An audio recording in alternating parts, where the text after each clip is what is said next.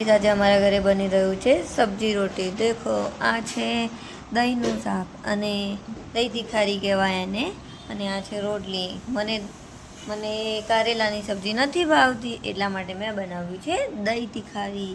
આ છે રોટલી, અને રોટલી કેટલી મસ્ત બનાવી છે જેથી કરીને ટિફિનમાં ઇઝીલી ખવાઈ જાય. દેખો બાળકો, દેખો દેખો, આ દેખો. અને આ છે નિમિષાબેન, જેમને બનાવે છે ઠંડી ઠંડી રોટલી નહીં તો કારેલાનું શાક, ગરમ ગરમ રોટલી. પણ આજે ઠંડી રોટલી ખાવાની છે. ચલો ગાઈસ. અને આ છે દીપિકાબેન, ચા બનાવી રહ્યા છે. જે ખૂબ જ એમના પગમાં બી તકલીફ છે તો બી એ ચા બનાવી રહ્યા છે, તો તેમનો ખૂબ ખૂબ ધન્યવાદ. ચલો ગાઈસ, ચા પીવા માટે ગરમ ગરમ. જો બધા મજૂરના ટિફિન ભરાઈ ગયા છે. ટિફિન ભરાય. તમારે ટિફિન બનાવવું હોય તો કોન્ટેક્ટ કરજો અમારો.